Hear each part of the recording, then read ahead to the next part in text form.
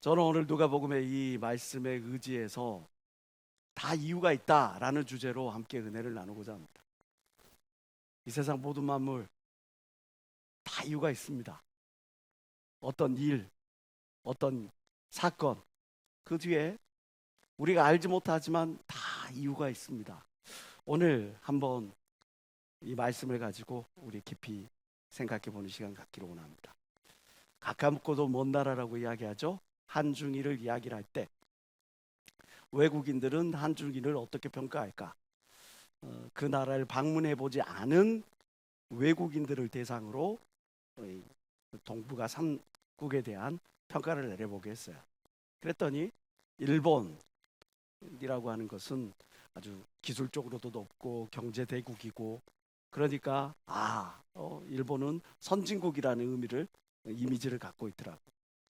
중국, 전 세계 유례 없는 하이퍼 파워, 슈퍼 파워보다 더 센 하이퍼 파워, 그 국력을 소유한 미국과 버금가는 그런 G2의 나라, 그래서 역사와 전통을 자랑하는 그런 아시아의 맹주 가지고 중국을 그렇게 이해합니다. 한국, 그러면 사람들이 한국을 이해할 때 좀 일본보다는 좀 기술력이 좀 떨어지고, 또 역사적으로도 약간 조금 애매한 저기 삼국 중에 낀 나라, 뭐 이런 식으로 한국을 그렇게 생각하시는 분들이 많았어요. 그런데 이분들이 한국을 방문하면 달라집니다. 한국을 방문하기 전까지의 그분들의 이미지 속에 한국은 뭐 노래 조금 하고 춤 좀 추고 드라마 뭐 몇 개 뭐 히트하고 하는 그런 나라였는데, 직접 한국을 오니까 자기들이 생각하지 못했던 너무나 놀라운 아주 다이나믹하고 막 그런 나라인 거예요. 그래서 이제 관광객들에 대해서 한국에 대한 만족도를 조사해 봤더니 바로 이런 지표가 나왔어요. 97.1%가 한국이라는 나라가 너무 생동감 있고 너무 긍정적이다. 한국에 방문한 것이 너무 만족스럽다. 92.2%의 사람들이 3년 안에 한국을 다시 한번 재방문해 보고 싶다. 56.1%의 사람은 실제적으로 한국을 재방문했던, 이게 언제 지표냐면 2023년 한국 방문의 해에 맞춰서 한 지표거든요. 불과 1년 만에 이 사람들이 다시 돌아온 거예요. 그래서 한국의 정을 느끼고 한국의 문화를 만끽하고 또 한국의 음식을 즐기고 그 뒤로 돌아갑니다. 이 사람들이 한국에 대해서 만족도가 왜 이렇게 높았느냐 했더니 크게 이 네 가지를 이야기를 하더라고요. 첫 번째가 어디서나 접속 가능한 무선 인터넷. 신나는 거죠. 무선 인터넷이 되면 언어가 안 돼도 이걸로 통역 서비스가 되니까, 언어가 안 돼도 어디든 갈 수 있으니까, 언어가 안 돼도 식사하고 즐기는데 부족함이 없으니까, 그러니까 굉장히 편리함을 느끼는 거예요. 또 하나가 교통 인프라. 너무 싸. 이렇게 쌀 수가 없어. 대중교통을 이용하는데 심지어 택시도차도 너무 싸. 공공의료도 너무 싸. 외국인들에게도 공공의료가 너무 싸. 그러니까 이 사람들이 한국에 와서 모든 편의 이 시설, 또 뭐 이런 의료 시설 이런 거 다 즐기고 가는 거예요. 거기다가 또 한국 사람들, 외국인들, 아이들 막 보면 환장하잖아요. 인형 같으니까. 우리는 그냥 안 지나가잖아. 꼭 한번 찝어보든지 아니면 얼레를 해보든지 용돈까지 주고 가잖아요. 이 한국인의 정의 문화 또 유명하잖아. 물론 이 두 가지는 아직도 좀 고쳐야 돼. 자전거하고 우산. 이거는 한국 사회에서 공공재야. 누구든지 그냥 없어 그냥 타면 내 거야. 쓰면 내 거야. 우산도 저기 잔뜩 있는데 안 가져가잖아요. 귀차니즘이 있어가지고 날씨 맑은데 갖고 가기 귀찮으니까 놔둬. 그러고 나서 비 오면 대충 봤다가 내 거 비슷한 거 하나, 아니면 그 중에 상태 좋은 거 하나 딱 쓰고 가는 거지 뭐. 이 두 가지 외에 다른 거는 손은 안 돼. 그잖아요. 너무나 안전한 사회. 막 새벽 2시에 막 여자들 혼자 뛰고 있고 뭐 걸어가고 있고 누가 손 안 대. 안전한 나라. 그리고 또 하나, 이 산이나 강이나 모든 이런 공원이나 이런 게 도심과 너무 밀접해 있어. 미국의 그 유명한 센트럴파크 가면 제일 황당한 게 뭐야? 화장실이 없어. 화장실을 가려고 그러면 급동 뭐 이런 상황이 되면 어떻게 할 수가 없어. 근데 우리는 어디서나 개방형 화장실이 있고, 또 뭐 카페든 어디든 나 급하다고 그러면 대부분 좀 약간 이런 사람 아니면 다 열어주잖아요. 공감하는 거예요. 급동의 고통을 이러고 오면 그러면 너무나 쉽게 즐기죠. 북한산도, 수락산도, 먼산도 이렇게 많이 너무나 갔다 올 수 있어요. 이 모든 것들이 다른 나라에 가려면 이거를 막 차를 타고 가든 뭐를 하든지 허벌판인데 이게 너무너무 좋은 거야. 그래서 한국에 대한 만족도가 굉장히 높죠. 진짜 높아요. 우리는 이 부분에 대해서 우리가 좀 자긍심 가져도 돼. 근데 이게 처음부터 이랬냐? 그것은 아니지. 우리나라 뭐 처음부터 이렇게 IT 강국이었고, 뭐 처음부터 이렇게 안전했고, 처음부터 질서 지켰고, 세계에서 그 쓰레기 종량제 하는 거 막 외국 사람들 우리나라 오면 막 찍고 있는 게 그거잖아. 종량제 보트. 왜 그 쓰레기를 찍고 있는지 이해를 못 해요. 근데 왜 그런지 알 것 같아. 자기 나라에서 가서 자랑하는 거지. 한국 갔더니 신기한 거 있더라. 뭐가 신기하냐? 종류별로 다 구분 지어 놓고 딱 해놔. 그러면 이제 한국 사람들 거기다 댓글 달죠. 아니 밤 6시도 안 됐는데 저 쓰레기를 누가 내놨을까? 개념 없는 사람들 같으니라고. 우리는 그렇게 댓글을 달지. 뭔 말인지 몰라요? 아무 때나 내놓는 게 아니잖아. 분리수거하는 요일이 있고 분리수거하는 시간이 따로 정해져 있잖아. 아무 때나 내놓으면 우리는 그 사람 보고 이렇게 하잖아. 근데 외국인들은 그것조차도 신기한 거야. 박스 쫙 돼 있고 막. 처음부터 그랬을까요? 아니죠. 제가 학창 시절만 해도 이렇게 버스를 타고 다녔습니다. 안내양대로 안내양이면 배치기를 해요. 배치기를. 왜? 더 태워야 되니까. 버스는 지금처럼 많지 않은 시절에 거기에 이제 출근 시간 되면 학생들고 직장들이고 막 우겨 타는 거죠. 막 그런 배치기 갖고 막 집어넣어 놓고, 그러니까 서로 막 먼저 타려고 막 장난 아니었어요. 불과 10년 전쯤, 그때도 뭐 정류장에서 이렇게 줄 서 있고 그렇게 그러지 않았던 것 같아. 쓰레기 막 버렸지 사실. 음식물 쓰레기도 막 쓰레기에다 이렇게 막 넣어갖고 음식 쓰레기라고 따로 이렇게 챙기고 이런 거 없이 막 넣었지. 안 그래? 여러분들도 해봤잖아. 아닌 것처럼 거룩한 체 하지 말라 이거지. 나는 안 해봤는데요. 죄송합니다. 네, 아무튼 제가 이게 처음부터 그랬던 건 아니야. 우리나라도 처음부터 이 모든 것들이 모범적인 그런 나라는 아니었어요. 근데 지속적으로 교육을 합니다. 지속적으로 캠페인을 벌입니다. 올해 선진국이 되었으니 우리가 정말 그래도 꿈에도 그렇게 소망하던 G20 거기에 들어갔으니, 선진국 대결에 들어갔으니, 또 우리가 그렇게 소망하던 G12에 들어갔으니 우리가 좀 달라져야 되지 않겠느냐?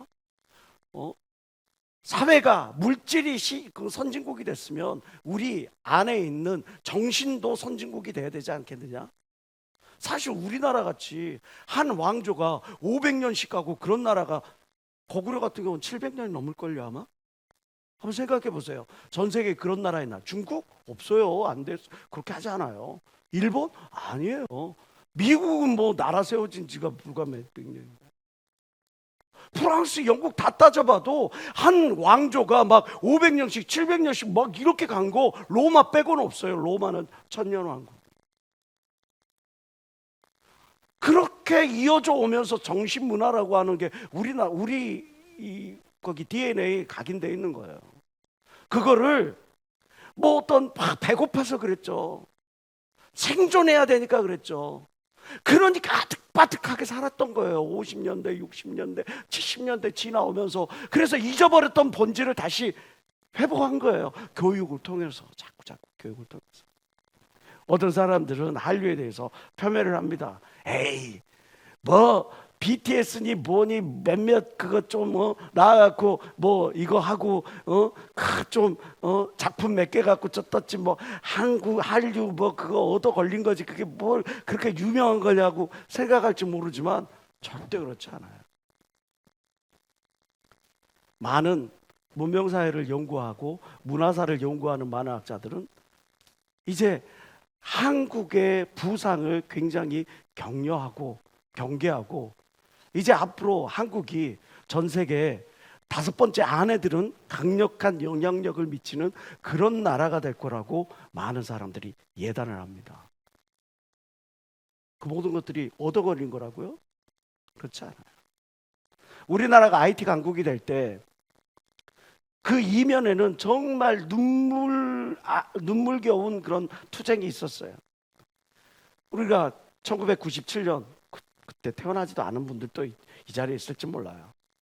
IMF 사태, 국가 부도 사태를 경험합니다. 국가 망했어요. 돈을 빌렸는데 돈을 지불할 되갚아 줄 수 있는 그런 능력을 상실한 거예요. 그런 상태에서 외국에서 차관을 얻어왔어요. 빚을 얻어왔어요. 근데 그 빚으로 뭐를 했냐? 광케이블을 깔았어요. 사람들이 얼마나 학을 뗐는지 몰라요. 그때 그 정부에. 아니 빚 빌려와가지고 그걸 가지고 어떻게 해가지고 다시 또 빨리 빚을 갚을 생각을 해야지. 빚을 청산을 해야지. 빚을 빌려와서 그 빚으로 하는 것이 광케이블을 깔아?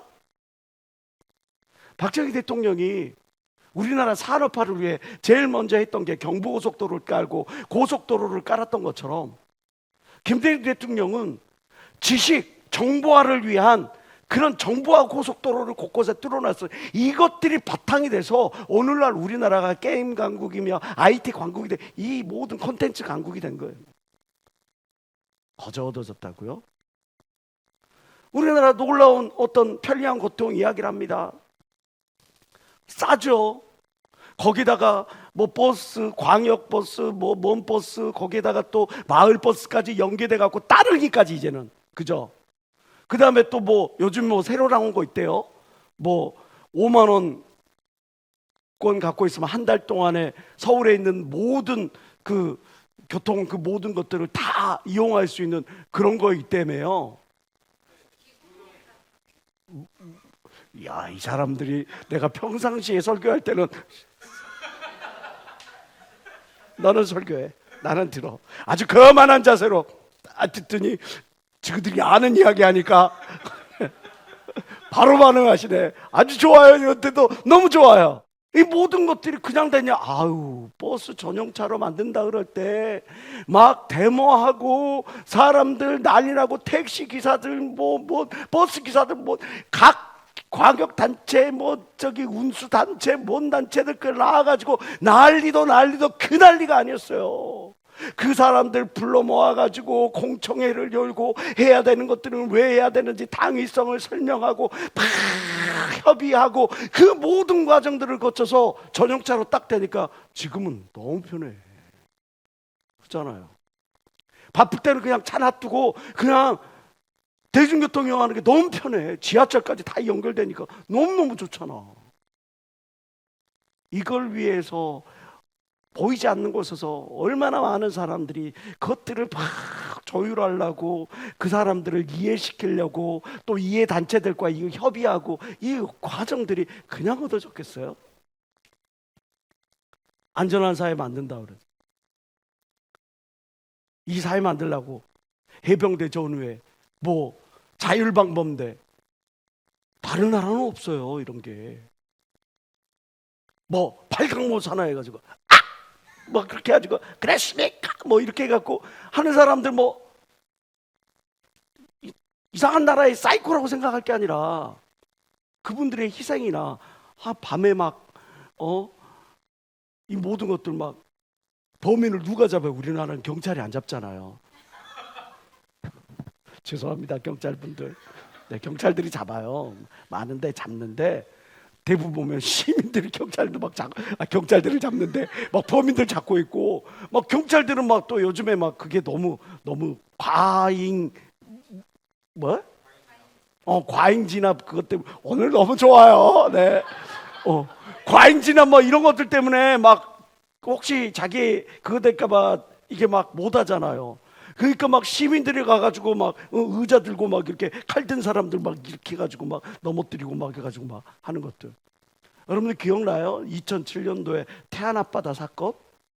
그때 12월 달이었어요. 배가 파손을 한 거야. 근데 그 배가 벙커CU를 가득 채운 배야. 그래가지고 그것 때문에 태안 앞바다에 기름이 잔뜩 유출됐죠. 난리도 그 난리가 아니었어요. 갯벌이 그냥 새까맣게 변하고 거기에는 물고기 기형아되고 뭐 그 새들이 그 뭐 하다가 그냥 그 기름에 이렇게 돼가지고 애들이 막 날개도 못 치고 얼마나 불쌍해. 외국 사람들이 그래서 저 정상화될 때 10년 이상 걸린다고. 근데 그걸 얼마에 끝냈죠? 7개월 만에 정상화 시켰잖아요. 어떻게? 한국인이 123만 명이 나가가지고 그거 다 닦았어. 그 중에 하나가 나야. 아니 박수 치지 말고. 아니 오늘 왜 이러지? 귀신들을 쫓아야 되나? 이거 이상하네. 자, 그때 청년부 그때 저랑 같이 갔던 유수경 가서 같이 갔지 않았어요? 같이 갔지. 근데 2009년까지 하고 제가 지방을 내려갔는데 2007년 청년들을 데리고 가가지고 청년들 거기 가갖고 뭐 방제포다 뭐다라고 비닐 쓰고 뭐 마스크 하고 장갑 끼고 가고 그 12월 달이라니까요. 12월 1월 달 막 간 거예요. 그때 한참 추운데 겨울바람 부는데 가가지고 그것도 하고 우리 성도들은 가갖고 막 오뎅 끓이고 뭐 커피 타서 나눠주고 막 이시대 목사님이랑 막 목사님들 오셔가지고 막 둘러보고. 이게 우리나라 또 재밌는 게 있잖아요. 차가 이렇게 코너로다가 엎어졌어. 근데 그 차가 뭐를 싣고 가냐면 뭐 맥주 뭐 이런 거 소주 이런 거 막 잔뜩 넘어졌어 차가. 이 사거리에서 넘어졌으니까 어떻게 이걸 어떻게 해. 근데 30분 만에 치워버린 거잖아. 왜? 한국 사람들 보고 못 지나가잖아. 마음속에 양심 DNA가 있어가지고 이거를 보고 그냥 지나가면 이 양심이 가만히 있지를 않아. 참 미안한 민족이야. 그래가지고 나라가 임금이 백성을 버리고 도망가도 백성은 나라를 지켜. 그런 나라잖아요. 그죠? 그러니까 차가 넘어졌는데 그 차에 가고 아득바득해 하고 그거 다 이렇게 하고 사람이 가다가 갑자기 쇼크 먹어가지고 그래갖고 이렇게 급발진해가지고 차 어디를 들이받았는데 막 타이어가 막 타는 거야. 막 바퀴가 막 돌아. 근데 아무래도 이거 이상한 거야. 봤더니 사람이 이렇게 딱 쓰러져 있어. 그러니까 그 사람 살린다고 지나가던 사람들이 막 자기 주먹으로 막 유리창을 깨부시고 그래가지고 손이 골절동대로 해갖고 유리창 깨부셔갖고 사람 해가지고 막 인공호흡 팍 하고 그 뭐지 이거 CPR? CPR 맞아요? 맞아. 오늘 좋네. 네, 아무튼 깨르막 해가지고 막 살리잖아. 우리가 그런 나라예요. 가만 안 놔두는 나라. 남이 어려운 거, 남이 힘든 거, 위험한 상황을 가만 안 놔두는 나라. 근데 그게 그냥 만들어졌냐고. 931번이라니까. 뭐가? 우리나라가 외세에 침략받은 횟수가 반만년 역사 가운데 931번을 침략을 당하면서 그 마음속에 DNA가 새겨진 거지. 왜? 우리끼리 똘똘 뭉치지 않으면 우리는 죽는다. 우리는 멸망한다. 우리는 생존할 길이 없다. 어려울 때는 우리 서로 의지하고 도와야 된다. 이게 그냥 딱 있는 거지. 그것들이 바탕이 되니까 어려움을 함께 하는 겁니다. 자, 도심에 청계천 우리 이번에 시청광장 집회하고 거기 한번 들려본 사람 있어요? 바쁘셔가지고 뒤에 그거 하시려고 너무 힘드셨구나. 저 이제 뭐 9시에 다 끝나고 이제 집에 돌아가야 되는데 이제 배는 고프고 이제 좀 어슬렁 거리는 거죠. 뭐 좀 하나 먹고 가야 되나. 야경이 어쩜 그렇게 멋있니?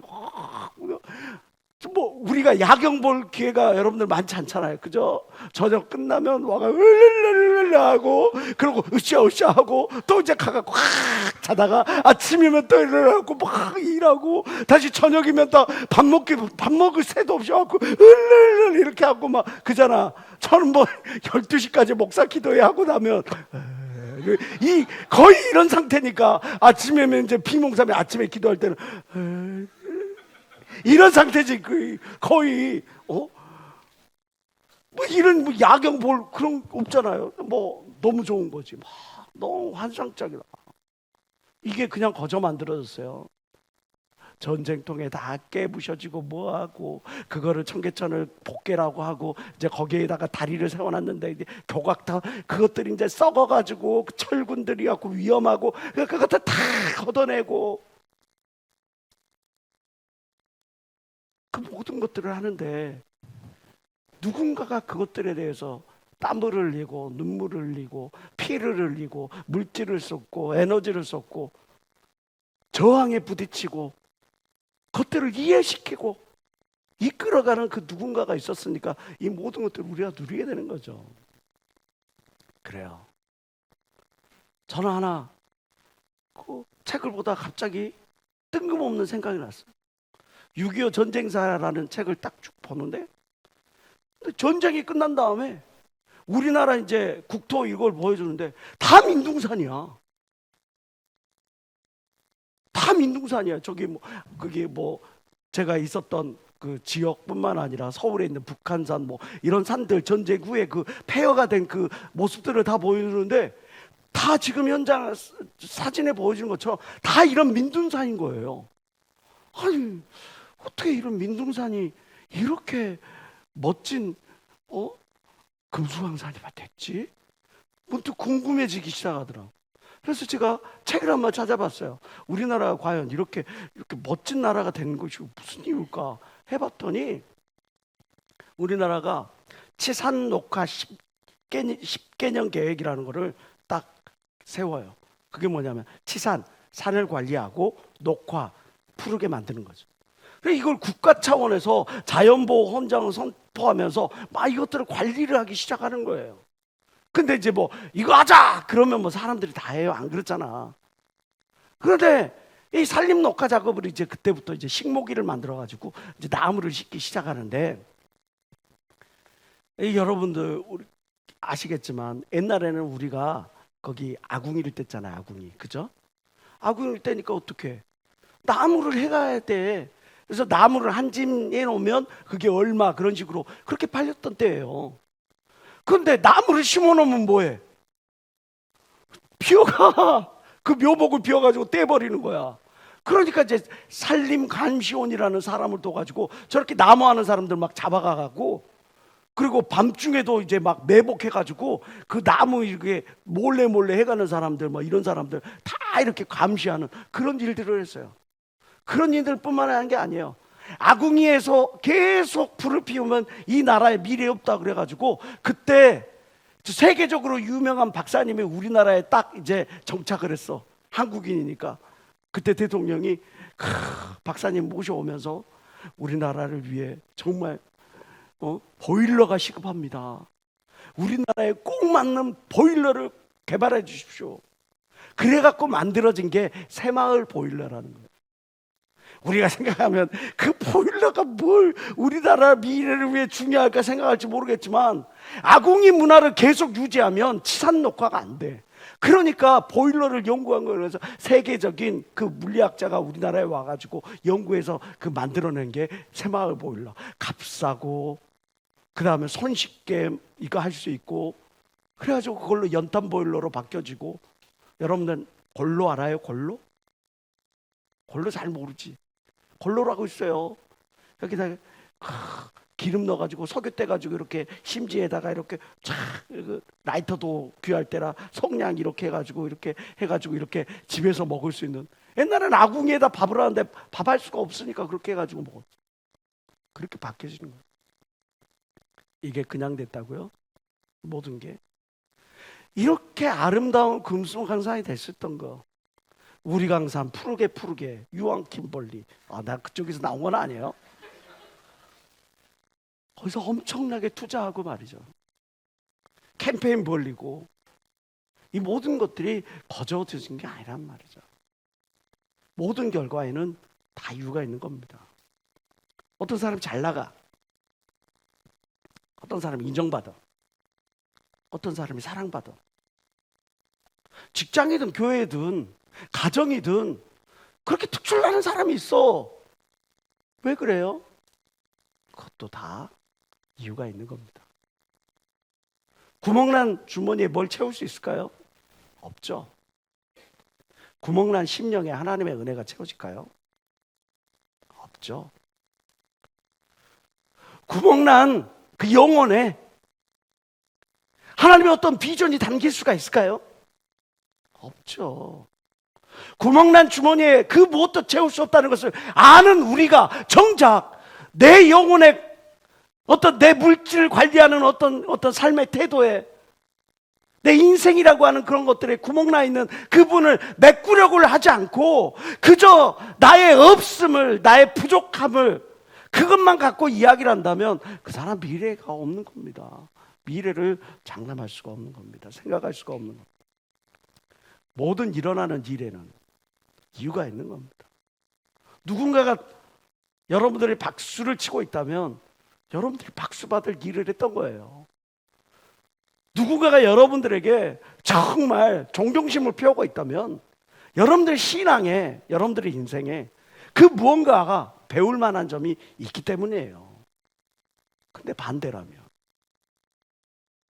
생각해 봐야 되지 않겠어요? 오늘 본문 말씀 말합니다. 못된 열매 맺는 좋은 나무가 없고 또 좋은 열매 맺는 못된 나무가 없느니라. 나무는 각각 그 열매로 아나니 가시나무에서 무화과를 또는 찔레에서 포도를 따지 못하느니라. 선한 사람은 마음에 쌓은 선에서 선한 것을 내고 악한 자는 그 쌓은 악에서 악한 것을 내나니 이는 그 마음에 악한 것을 가득한 것을 입으로 말함이니라. 지금 나는 내 입에서는 긍정의 말이 나가나 부정의 말이 나가나 생각해 보세요. 지금 내 입에서 은혜의 말이 나가냐 아니면 악담이 나가고 원망이 나가고 불평이 나가냐 생각해 보세요. 여러분들의 심령에 뭘 담았는지, 여러분들의 나무가 지금 무엇인지 그거를 통해 그 모든 것들이 나타난다고 오늘 성경이 우리에게 이야기를 해주는 겁니다. 따라서 합시다. 다 이유가 있다. 왜 하나님은 나에게만 침묵하시냐? 왜 하나님은 내 기도를 응답하지 아니하시느냐? 왜 하나님은 내가 그토록 바라고 소원하는 그 모든 것들에 이렇게 더디게 반응하시느냐? 한탄하고 원망하고 불평하지 마세요.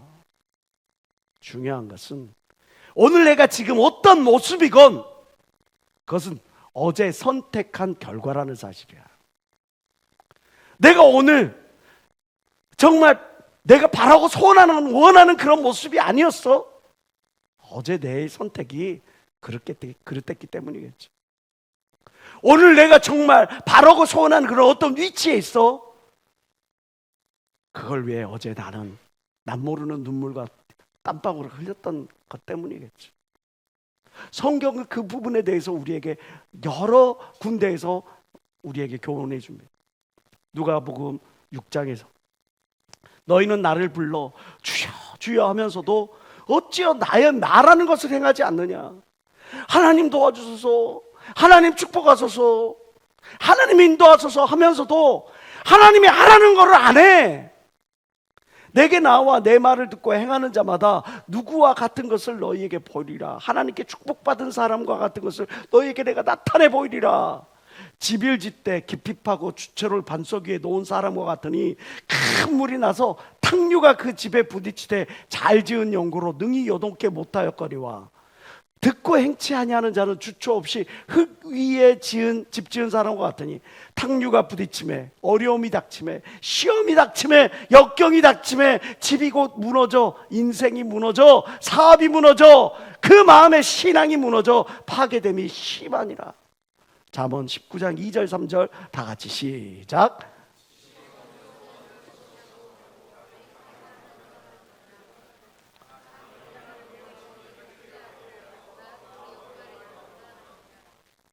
자기 길을 누가 굽게 해? 하나님 굽게 한 게 없어요.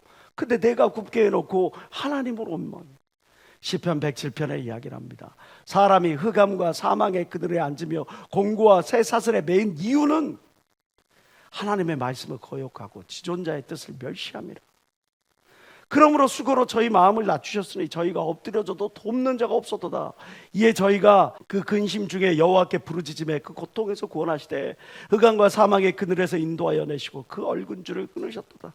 내가 비록 내가 자승자박하는 그런 상황이 닥쳤다 하더라도 그때라도 돌이켜 하나님 앞에 나아가면 하나님이 능히 그를 그 진창 가운데 지켜 보호하시고 인도하실 것 믿는 사람만 박수며 하나님께 원하시기 바랍니다. 로마서는 말씀합니다. 하나님께서 각 사람에게 그 행한 대로 보응하시되 참고 선을 행하여 영광과 존귀와 썩지 아니함을 구하는 자에게는 영생으로 하시고 오직 당을 지어 진리를 좇지 아니하고 불의를 좇는 자들에게는 노와 분으로 하시리라. 호세아 12장 2절.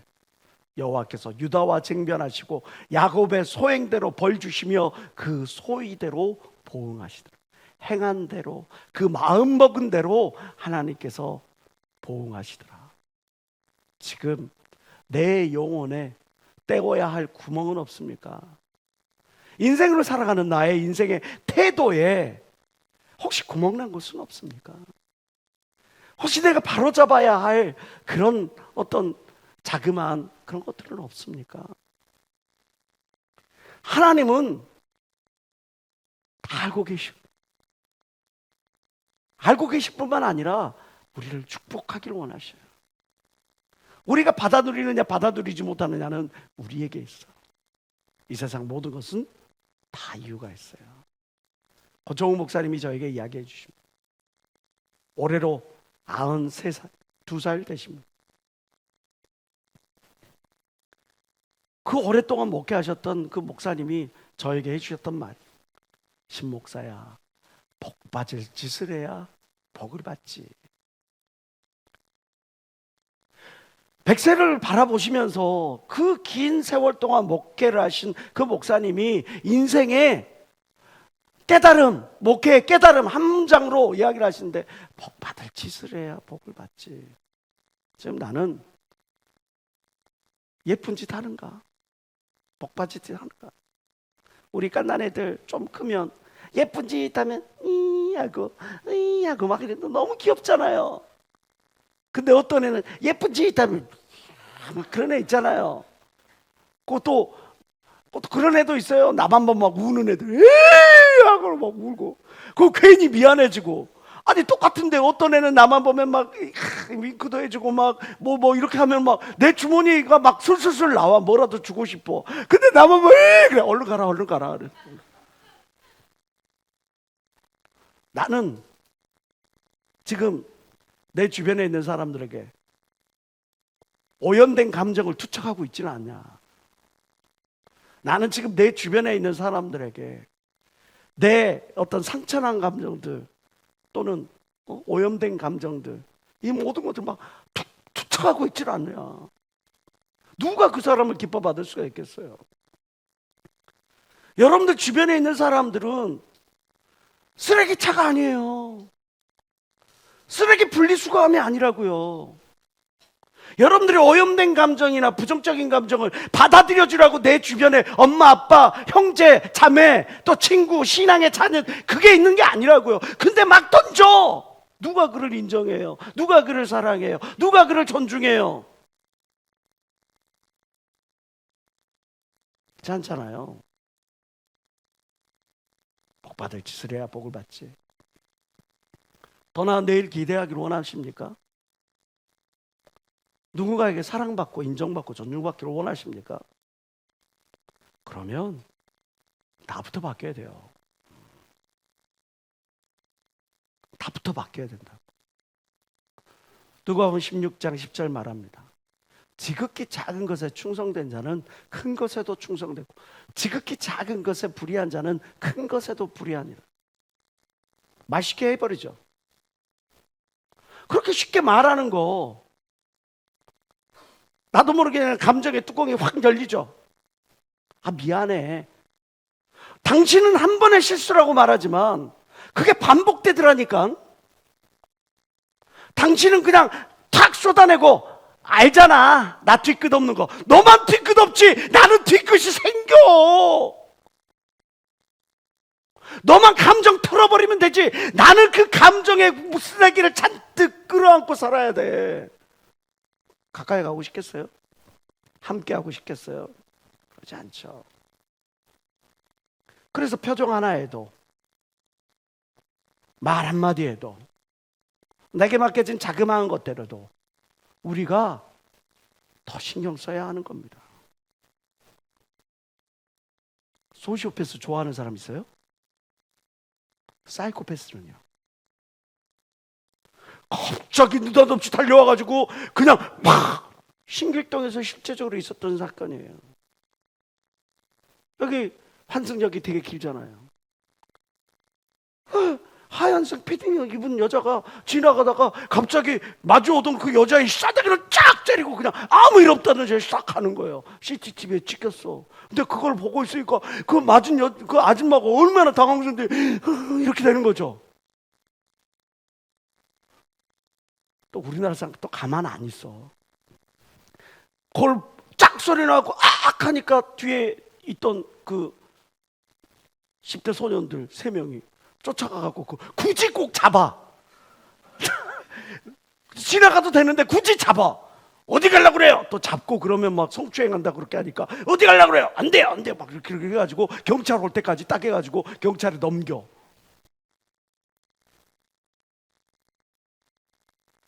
근데 우리가 그런 그 흰색 패딩 입은 그런 여자를 사이코 취급하고 이상한 그런 취급을 하지만 나도 모르게 내가 가장 소중한 사람에게, 내 가장 사랑하는 사람에게, 가족들에게, 또 믿음의 식구들에게 나도 모르게 내가 그 감정의 그 쓰레기들을 막 표출할 때가 있더라고.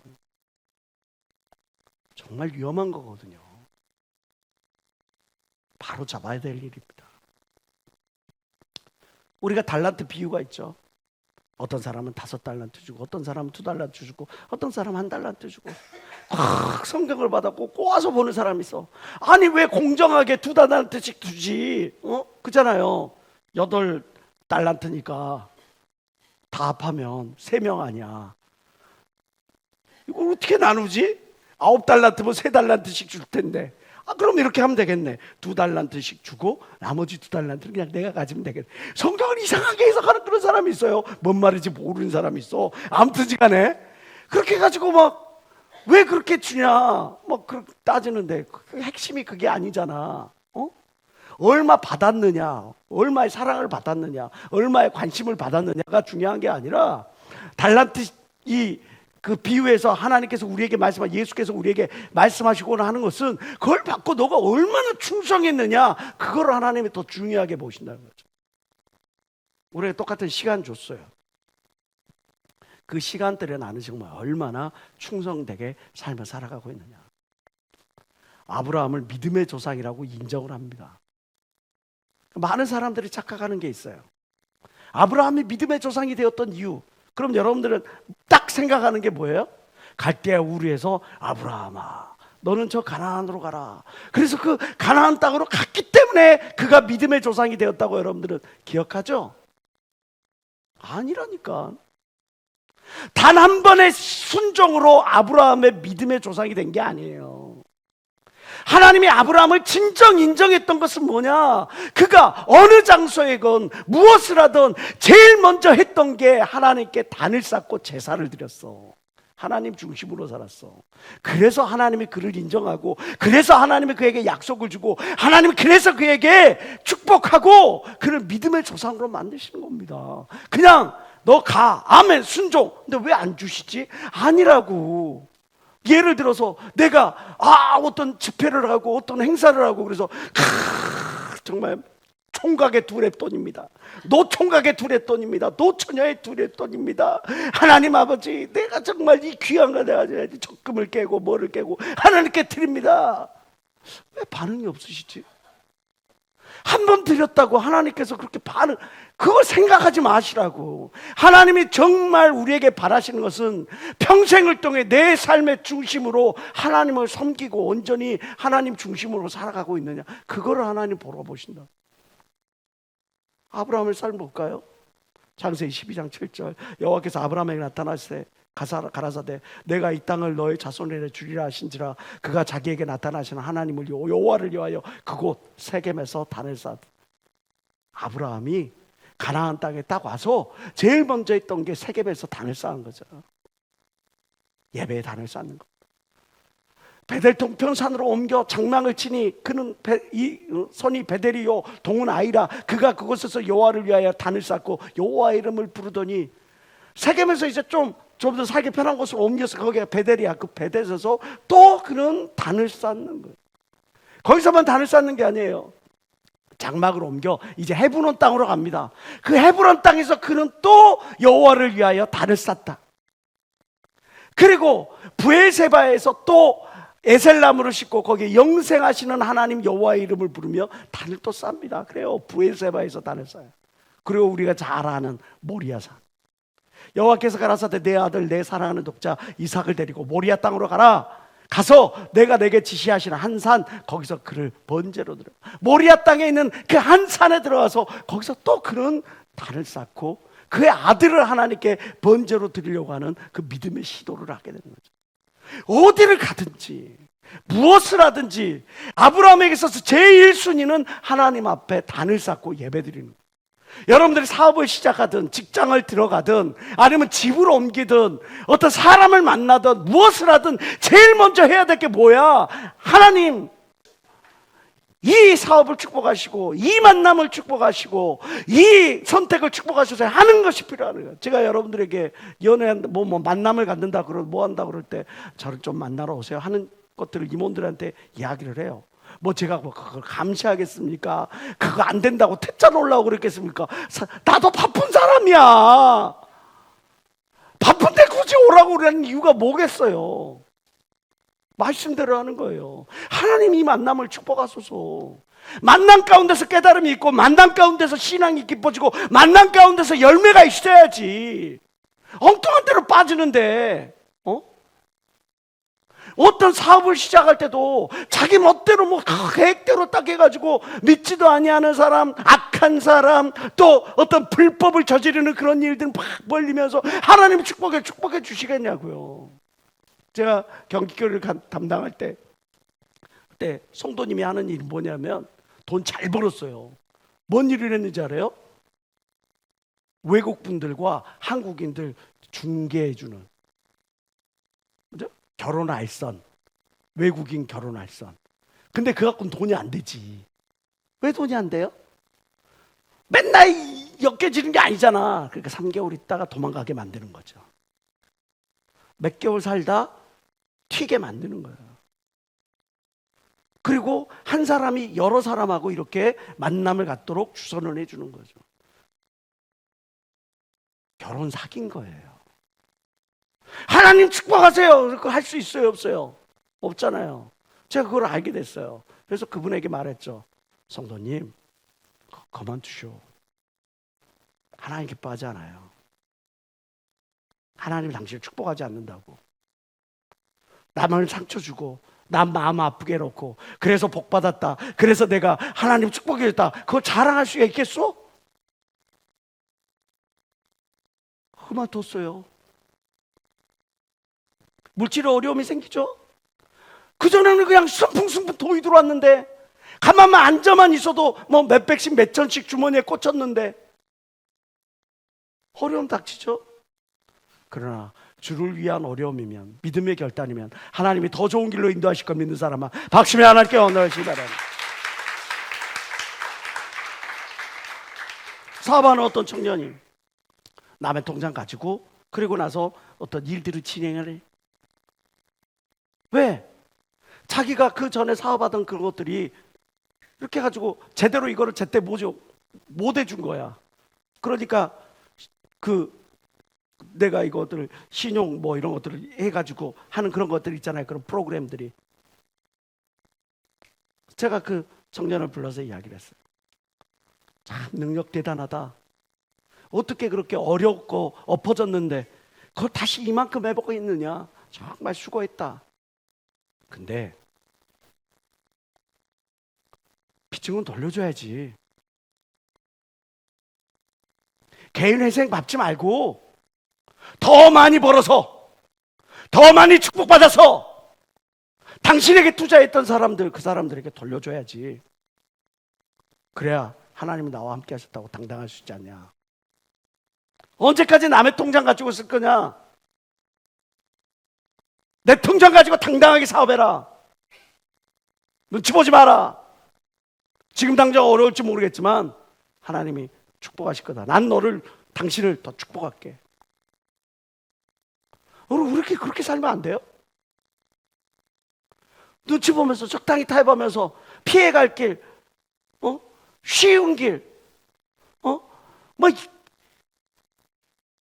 우리 젊잖아.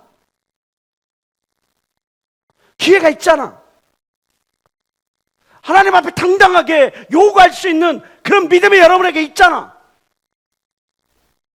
하나님이 내 삶의 중심이라고, 하나님을 의지하며 산다고 그 말할 수 있잖아. 믿음을 선포할 수 있잖아.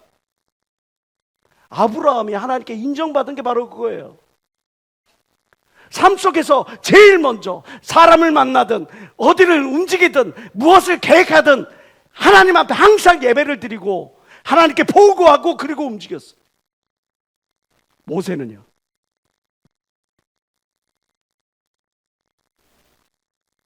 모세를 하나님이 특별히 대우하신 이유가 있습니다. 그것은 뭡니까? 내 종 모세와는 그렇지 아니하니 그는 나의 온 집에 충성됨이라. 충성됨으로 하나님 앞에서 자기의 믿음, 신앙을 확인받았어요. 그와는 내가 대면하여 명백히 말하고, 모세는 하나님께서 직접 대면하여 말하십니다. 은밀한 말로 하지 아니하시고, 그는 또 여호와의 형상을 보겠거늘 너희가 어찌하여 내 종 모세 비방하기를 두려워 아니하느냐 하고, 모세를 대적했던 사람들을 그냥 땅을 갈라가지고 그 사람들은 그 불로써 그들을 심판하신 거죠. 다윗은 어땠어요? 다윗이 가는 곳마다 연전연승한 그 이유가 뭡니까? 너무 단순해. 하나님이 함께 하셨기 때문에. 다윗이 다메섹 아람의 수비대를 두매 아람 사람이 다윗의 종이 되어 조공을 바치니라. 다윗이 어디로 가든지 여호와께서 이기게 하시니라. 13절 다 같이 시작. 다윗이 에돔의 수비대를 두매 에돔 사람이 다 다윗의 종이 되니라. 다윗이 어디로 가든지 여호와께서 이기게 하셨느라. 하나님이 나와 함께 하시면 무엇이든지 다 형통케 되는 걸 믿는 사람만 박수며 하나님께 언어하시기 바랍니다. 중요한 것은 내가 지금 하나님 편에 서 있느냐, 하나님이 나와 함께 하시느냐가 중요한 거예요. 내가 하나님 편에 서 있지 아니하고 하나님 나와 함께 하시지 않으면 내가 아무리 준비를 잘했고 내가 아무리 철저히 사람들과의 어떤 그 공고의 모든 것들을 계획을 짜놔도 그것도 다 소용없는 거예요. 창수가 나면 탕류의 그 모든 것들이 다 쓸려간다고 아까 말씀을 통해서 우리가 보았지 않습니까? 여러분, 어디서나 인정받고 사랑받는 사람들의 네 가지 특징이 있어요. 여러분들 잘 아는 말씀입니다. 마음판에 새겨가지고 나는 여기에 무엇이 부족한지 한번 생각해 보시기 원해요. 첫 번째는 바로 누구에게든지 무슨 일이든지 마음을 다해 최선을 다하는 사람이에요. 무슨 일을 하든지 마음을 다하여 주께 하듯 하고 사람에게 하듯 하지 말라. 이는 유업의 상을 주께 받을 줄 알매니 너희는 주 그리스도를 섬기느니라. 불의를 행하는 자는 불의의 보응을 받으리니 주는 외모로 사람을 취하심이 없네. 무엇을 하든지 누구를 대하든지 마음 다하여 할 줄 아는. 그러므로 무엇이든지 남에게 대접을 받고자 하는 대로 너희도 남을 대접하라. 이것이 율법이여 선지자. 인정받고 싶고 사랑받고 싶어요. 근데 누군가는 인정하고 사랑하는데 나는 인정하고 사랑 안 해줘요. 그래서 여러분들 뒷담화해요. 그래서 그 사람들을 깎아내려요. 여러분들을 깎아내리는 거예요. 여러분의 가치를 떨어뜨리는 거라고. 누군가가 지금 칭찬을 받고 있으면 박수 쳐주는 여러분들이 되세요. 그리고 여러분들이 그 다음에는 여러분들이 그 박수의 주인공이 될 수 있도록 더 노력하십니다. 제대로 뛰려면 제일 먼저 해야 되는 게 신발끈부터 제대로 매야 돼요. 내가 인정받고 사랑받으려면 제일 먼저 해야 될 게 내 마음의 태도, 삶의 자세부터 점검해 봐야 되지 않겠느냐. 또 하나, 중간에 이렇게 저렇게 삐끗삐끗 변절하고 그런 사람 되지 마세요. 끝까지 의리를 지키는 사람이 되세요. 사람이 한번 말해놓고 다시 또 이렇게 해놨다가 또 아쉬우면 또 손 벌리고 그런 사람 되지 마세요. 한번 일 맡겼어. 좀 부족해 보여. 에이, 차라리 저 사람한테 맡길걸, 저 사람한테 부탁할걸. 그렇게 하지 마시라고. 자꾸 그렇게 왔다 갔다 하면 그 사람 오래 못 가요. 인생은 단거리 경주가 아니라고 여러분들 많이 들었잖아요. 장거리 경주잖아요. 장거리 경주에서 가장 중요한 게 뭐예요? 페이스를 유지하는 거예요. 그 페이스를 유지하기 위해 잘만 유지하면 신뢰감이 쌓이게 되는 거고, 그것이 나중에 그 사람에게 뭐 어떻게 할 수 없는 견고한 어떤 보증수표가 되는 겁니다. 그런데 조금만 뭐 하면 시험 들었다 그러고, 조금만 뭐 하면 삐지고, 조금만 뭐 하면 저 좋은 조건 있으면 그쪽에 눈 돌리고. 여러분들 연애 해봤죠? 물론 모태솔로 분들도 계실 줄 알아요. 죄송합니다. 뭐 제가 그걸 원한 건 아니었는데,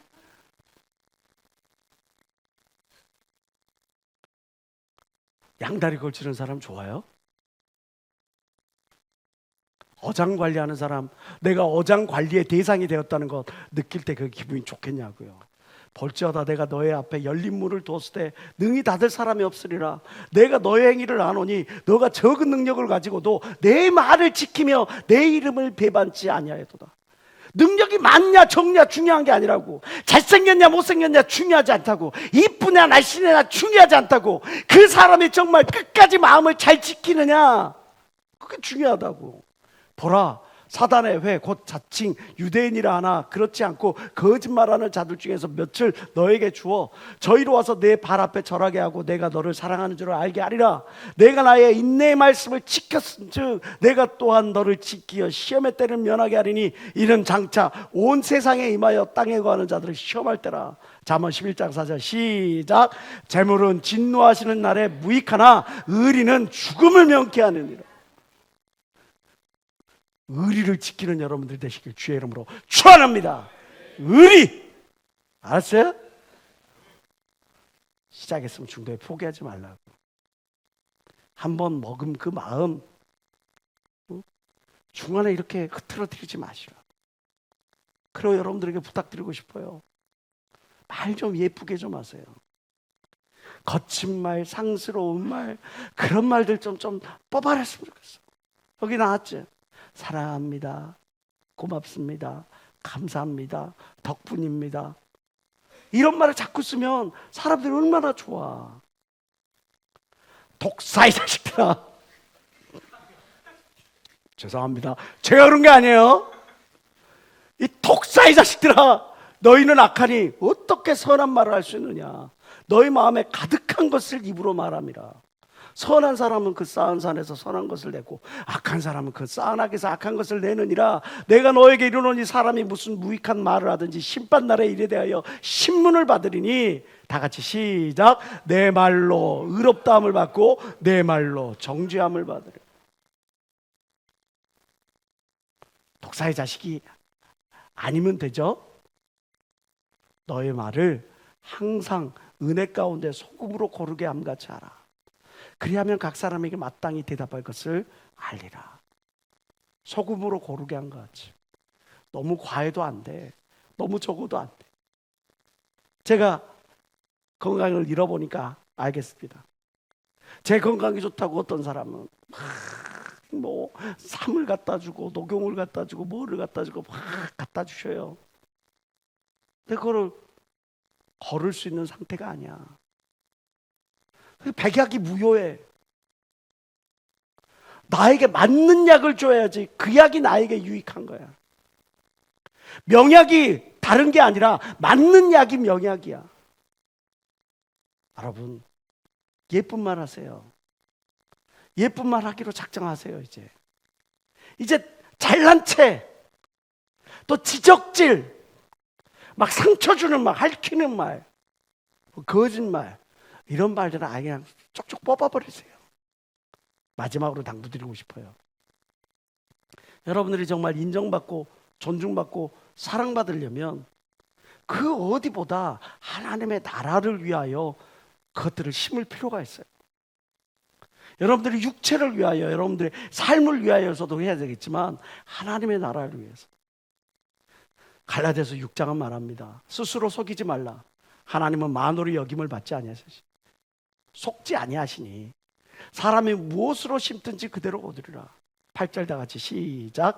자기 육체를 위하여 심는 자는 육체로부터 썩어진 것을 거두고 성령을 위하여 심는 자는 성령으로부터 영생을 거두리라. 자기가 누리고 자기가 먹고 마시고 여행 가고 자기를 꾸미는 데는 그렇게 부자도 그런 부자가 없어. 근데 하나님의 나라를 위하여 성령의 역사를 위하여는 정말로 인색하게 그렇게 가난한 사람이 아닐 수가 없어. 우리 스스로 한번 돌이켜보자 이거죠. 잠언 24장입니다. 너는 사망으로 끌려가는 자를 건져주며 살육을 당하게 된 자를 구원하지 아니치 말라. 내가 말하기를 나는 그것을 알지 못하였노라 할지라도 마음을 저울질하시는 이가 어찌 통찰하지 못하시겠으며 내 영혼을 지키시는 이가 어찌 알지 못하시겠느냐. 그가 각 사람의 행위대로 보응하시리라. 우리가 정말 힘써야 될 거, 노력해야 될 거, 다른 것보다도 무엇보다도 영혼을 구하는 전도의 일에 매진해야 되는 거예요. 이번에 불과 며칠 전이죠. 제12차 평화통일 기도성회를 했습니다. 조인양 목사님이 설교 중에 그런 이야기를 했죠. 우리가 저 평양까지 나아가려고 하는데 중간에 휴전선도 있고 중간에 총든 무리가 많이 있는데 그 먼 길을 걸어가려니까 12번째 교각을 쌓았고 교각을 쌓고 교각을 쌓고 교각을 쌓아야 그 위로 우리가 올라갈 수가 있는 거예요. 12번째 교각을 쌓았어요. 저 인산 이내로 모여든 사람들 보세요. 여러분들의 헌신과 여러분들의 열정 가운데서 우리가 목표로 하는 인원들보다 더 많은 인원들이 모여들었어요. 좌석이 부족해가지고 그냥 우리가 뭐 모셨던 그런 분들은 어디 앉을 자리도 없고 뭐 돌아가야 되냐 뭐하냐 그 난리법석 일으켰죠. 인원 관리했던 사람들 정말 고생 그런 고생이 없었어요. 그 사람들이 다 서서 듣고 어떤 사람은 막 상자 같은 거 주워가지고 그것들을 깔고 앉아 듣고 막 이렇게 들었잖아요. 여러분들 이 기도성회 준비하면서 얼마나 기도하고 몸부림쳤습니까? 우리 항상 기도성회만 하면 하나님이 그 전날 비를 뿌리셔. 비도 그런 비가 아니에요. 그냥 막 장대비가 뿌려져요. 막 바닥 흥건히 고이고 막 비 맞고 망치질하고 막 세우고 막 그랬잖아요. 그래서 이번에 우리가 놓고 기도한 게 뭐예요? 하나님 제발 비 좀 안 오게 해주세요. 비가 안 와도 너무 안 와. 해가 쨍쨍 지네. 어떻게 돼? 또 기도한 게 뭘 기도를 했어요?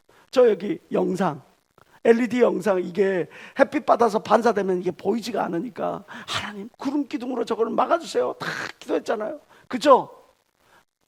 리허설을 하는데 햇빛은 쨍쨍 모래하는 말짝 막 그래가지고 막 얼굴이 리허설하는 동안에 얼굴이 다 새카매진 거야 다들. 근데 갑자기 리허설 끝나가지고 이제 잠깐 쉬는 시간인데 이월드 목사가 저한테 그런 거예요. 목사님 무지개가 떴어요. 아니 뭐 이렇게 햇볕 쨍쨍 나고 이렇게 비도 온 것도 아닌데 무슨 무지개가 떠. 봤는데 무지개 보이지도 않아. 무지개가 떠 이랬는데 아 저기 보시라고 그랬더니 딱 봤더니 진짜 무지개가 떴어. 무지개 약속의 증포잖아요.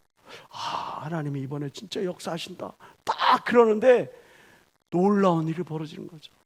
이시대 목사님이 이제 2시 30분 돼가지고 이제 찬양 인도하는데 그때 갑자기 어디서부터 구름이 쫑쫑쫑쫑 모여들더니 태양을 딱 가리는 거예요. 그리고 나서 구름 이렇게 해가지고 LED 영상 다 보게 되고 할렐루야. 함께 하시나 함께 박수 한번 드리겠습니다.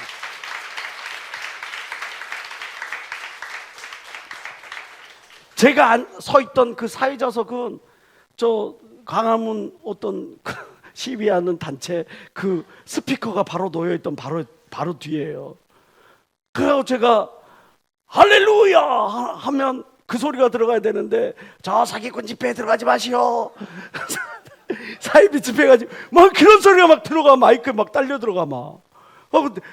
사회를 보면서도 내 머리가 막 혼미해지는 걸 막 느껴지고, 뭔 소리를 하고 있는 거지 막. 그래가지고 막 그래가지고 그게 한동훈이 물러가야 되고, 또 누구가 물러가야 된다 그랬지. 문재인을 잡아야 되고, 또 뭐라지, 이재명을 잡아야 되고 막. 저 막 나도 모르게 막, 전 이제 어느 당 아니에요, 알죠? 난 저기 돌려까기 모두 까기 파. 자, 이쪽도 까고 저쪽도 까는데, 아무튼 막 하는데 그런 소리가 막 들어오니까 한쪽에서는 복음을 전해야 되고 전하고, 어떻게든 하나 돼야 합니다. 어떻게든 우리가 나라를 위해 기도해야 합니다. 그러고 있는데 이쪽에서는 자꾸 그러고, 나중에 조기자 목사님 손 팍 떠시면서까지 에너지는 막. 근데 그거 보고 못 느끼셨어요? 마지막 때가 되면 육으로 가는 그런 크리스천들이 있고, 영으로 가는 성령에 사로잡힌 그런 크리스찬이 있어. 마지막 때가 되면 문화적으로 뭐 이런 쪽으로 이런 활동만 하는 그런 교회가 생기고, 기도, 말씀, 은혜 이것만 자꾸 이렇게 그쪽으로 더 깊이 파고드는 그런 교회가 있어. 여러분들 정말 선택 잘하신 거예요. 하나님의 은혜로 지금 이 자리에 나와 있는 거예요. 거기에서 귀한 메시지를 들었으면 여러분들이 그 메시지에 가르치시는 대로 여러분들을 정말 순종하시고 충성하시기를 주의 이름으로 축원합니다. 그럴 때 여러분들이 정말 하나님을 기쁘시게 하는 그런 사람이 될 걸 믿는 사람만 박수며 하나님께 원하십니다.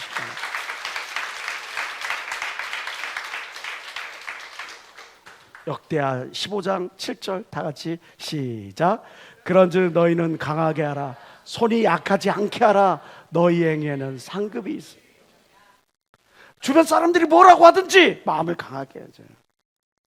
내가 지금 하는 것들이 정말 의미 없는 것인 것 같은, 날마다 다람쥐 쳇바퀴 도는 기도 생활, 전도 생활, 행사에 올해 안에 얼마나 많은 일이 있었어요.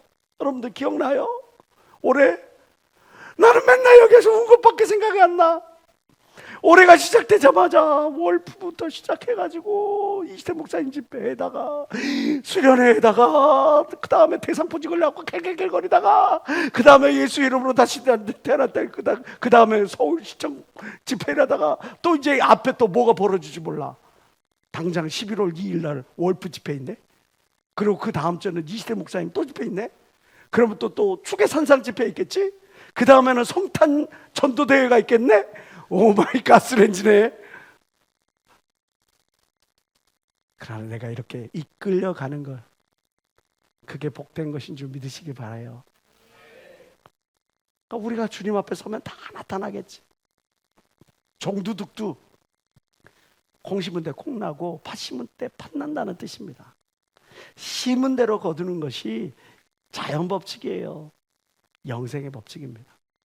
조기자 목사님께서 대천덕 신부를 찾아가서 목회 성공의 비결을 목회 초창기에 물어보셨죠. 그때 그 대천덕 신부가 해준 말이 흙은 거짓말을 하지 않습니다. 당신이 심은 대로 행한 대로 거두는 거예요. 오늘 본문 말씀입니다. 못된 열매 맺는 좋은 나무가 없어. 좋은 열매 맺는 못된 나무도 없어. 나무는 각각 그 열매로 하나니, 지금 나에게는 어떤 삶의 열매가 나타나고 있습니까? 모든 결과에는 다 원인과 이유가 있습니다. 인정받고 사랑받는다고요? 다 원인과 이유가 있는 겁니다. 오늘 나는 어제 선택의 결과야. 자, 그러면 누구를 원망할 것이 아니라, 하나님을 원망할 것이 아니라, 지금 나부터 나의 삶의 부분에 구멍난 부분 없는지, 잘못된 부분 없는지, 그 부분을 바로잡아야 되지 않겠어요? 여러분, 지금 이 자리에 있는 여러분 모두, 여러분들이 서 있는 그 어떤 자리에서건 인정받고 사랑받고 존중받는 그런 젊은 일꾼들이 되어지기를 주의 이름으로 축원합니다. 따라서 합시다. 다 이유가 있다. 다 이유가 있다. 다 이유가 있다. 기도하시겠습니다. 하나님 아버지, 종두둑두라 흙은 거름발을 하지 않는다는 사실을 우리 잘 알았습니다. 좋은 열매를 맺는 나쁜 나무가 없고 나쁜 열매를 맺는 좋은 나무가 없다는 사실도 잘 알았습니다. 오늘 내가 어제의 선택의 결과라는 사실도 너무나 잘 압니다. 오늘 나의 선택이 또 내일의 나를 만든다는 것도 잘 압니다. 주님, 구멍난 주머니, 내 주머니에 가득 차 있지 않은 것을 보고 한탄할 것이 아니라 구멍난 주머니를 메꾸는 것이 그 무엇보다도 필요하다는 사실을 알았으니 혹시 내 인생에 있어 구멍난 부분이 바로잡아야 될 부분이 있다면 이 시간 우리를 깨우쳐 주시옵고 결단하게 하시고 실행하게 하시어 열매 맺는 저희들 다 되어지게 도와주옵소서. 하나님이 기뻐하시는 영향력 있는 젊은이로 거듭날 수 있도록 우리를 축복해 주시옵소서. 예수님의 이름으로 기도드립니다.